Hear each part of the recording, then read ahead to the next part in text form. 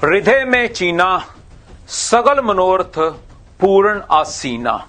वाहिगुरु जी का खालसा वाहिगुरु जी की फतेह।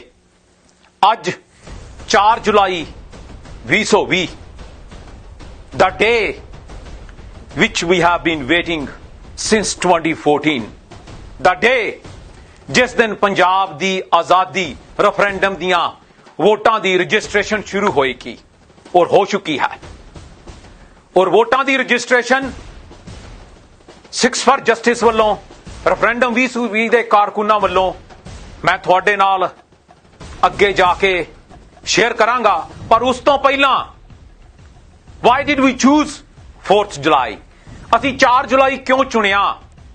याद करो 4th जुलाई 1955 की मसला सी उस दिन ਜਦੋਂ ਹਜੇ ਭਾਰਤ ਆਜ਼ਾਦ ਹੋਇਆ ਸੀ ਤੇ ਸਿੱਖ जिसने कुर्बानियां दे के इन इंडियंस दा इस भारत दा बीनाश होने तो बचाया सी, बीनाश होने तो बचाया सी। की होया सी उस दिन कि तहत दे उत्ते फौजां आ गईयां, तुसी सिर्फ पंजाब मंगिया सी, पंजाबी मंगी सी। उस दिन लाइन खिंच दित्ती गई सी कि सिख ते पंजाबी इंडियन नहीं हैगा। सो अज याद रखो कि पंजाब ते सिख इंडियन नहीं हो सकता। और अज जंग 2020 पंजाब ते हिंद विच शुरू हो गई है। और यह जंग तां जून 84 च शुरू हो गई सी जदों दरबार साहब ते फौजां चढ़ के आईयां और उत्थे सिखां दी कतलो गारत की गई। जंग तां उदन शुरू हो गई सी जिदन नवंबर 1984 दे विच 30,000 तो वध सिख ਸਿੰਘਾਂ ਦੀਆਂ ਸ਼ਹਾਦਤਾਂ ਕੀਤੀਆਂ ਗਈਆਂ, ਉਹਨਾਂ ਨੂੰ ਜਿੰਦੇ ਸਾੜਿਆ ਗਿਆ ਔਰ ਬੀਬੀਆਂ ਦੇ ਰੇਪ ਕੀਤੇ ਗਏ। ਇੱਕ ਜੰਗ ਦਾ ਮੈਦਾਨ ਅੱਜ ਹੈ, ਉਹ ਹੈ ਰੈਫਰੈਂਡਮ, ਉਹ ਹੈ ਪੰਜਾਬ ਤੇ ਹਿੰਦ ਦਾ ਰੈਫਰੈਂਡਮ, ਜਿਸ ਵਿੱਚ ਤੁਸੀਂ ਇਹ ਮੋਹਰ ਲਾਉਣੀ ਹੈ ਕਿ ਤੁਸੀਂ ਇੰਡੀਅਨ ਨਹੀਂ ਹੋ, ਤੁਸੀਂ ਪੰਜਾਬ ਹੋ, ਤੁਸੀਂ ਸਿੱਖ ਹੋ, ਤੁਸੀਂ ਅਲੱਗ ਮੁਲਕ ਸੀ ਤੇ ਤੁਸੀਂ ਅਲੱਗ ਮੁਲਕ ਹੋਵੋਗੇ।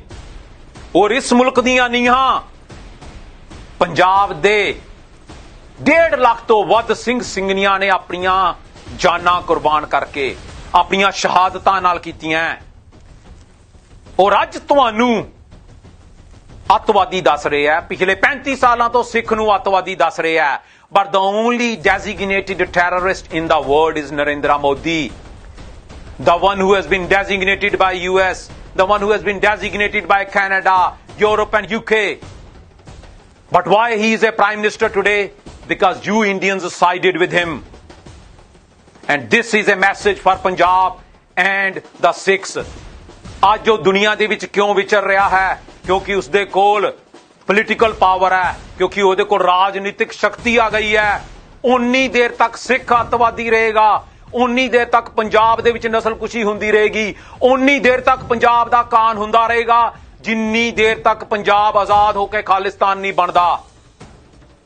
अज 4 जुलाई नूं तुसीं वोटां रजिस्टर कराउणीआं और ਉਹਦੇ ਲਈ ਅਸੀਂ ਇੱਕ रशिया तो पोर्टल शुरू कीता है। तुसीं रशिया दी वैबसाइट ते जाओ और उत्थे अपनी इन्फॉर्मेशन भरो। और इस विच कौन वोटर रजिस्टर कर सकदा है? पंजाब दा हर मूल निवासी, चाहे सिख है, चाहे हिंदू है, चाहे मुसलमान है, चाहे क्रिश्चियन है, जो पंजाब दा मूल निवासी है वो इस च वोटां पा सकदा है, वोट रजिस्टर करा सकदा है।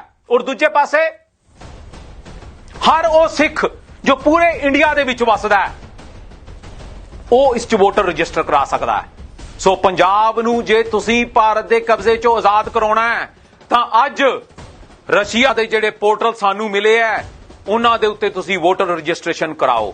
और दूजे पासे चाहे मेरे सिख भरा है, चाहे मेरे हिंदू भरा है, जे तुसीं पंजाब नूं आजाद नहीं करवाउणा चाहुंदे, ये तुहाडे अपने राजनीतिक विचार हो सकदे है, बहुत पार्टियां हैं, तुसीं फिर भी वोट रजिस्टर कराओ क्योंकि तुहाडे कोल भी हक है। ये असीं freedom of expression and freedom of speech दित्ती होई है जिहड़ी इंडिया नहीं दिंदा। क्योंकि असीं रेफरेंडम की गल करदे हां सानू अतवादी दसदा है, पर असीं तुहानू हक दे रहे हां कि तुसीं वोटां पाओ, क्योंकि असीं पंजाब नूं गुरु नानक नाम लेवा सिख चलाएगा, जिहदे विच कोई जात पात नहीं, ਤੇ ਕੋਈ ਇਨਸਾਨ ਉੱਚਾ ਨਹੀਂ ਤੇ ਕੋਈ ਨੀਵਾਂ ਨਹੀਂ, ਸਭ ਇੱਕ ਕਤਾਰ ਦੇ ਵਿੱਚ ਹੋਣਗੇ। ਇਦਾਂ ਹੀ ਪੰਜਾਬ ਆਜ਼ਾਦ ਹੋ ਕੇ ਚਲਾਇਆ ਜਾਏਗਾ। ਤੁਹਾਡੇ ਕੋਲ ਇੱਕ ਮੌਕਾ ਦੁਬਾਰਾ ਆਇਆ ਹੈ ਕਿ ਤੁਸੀਂ ਪੰਜਾਬ ਨੂੰ ਆਜ਼ਾਦ ਕਰਾਉਣਾ ਹੈ। ਜੰਗ ਪੰਜਾਬ ਤੇ ਹਿੰਦ ਦਾ ਸ਼ੁਰੂ ਹੋ ਚੁੱਕਾ ਹੈ ਰੈਫਰੈਂਡਮ ਦਾ।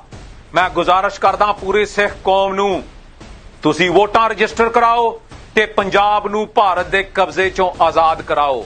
ਵਾਹਿਗੁਰੂ ਜੀ ਕਾ ਖਾਲਸਾ, ਵਾਹਿਗੁਰੂ ਜੀ ਕੀ ਫਤਿਹ।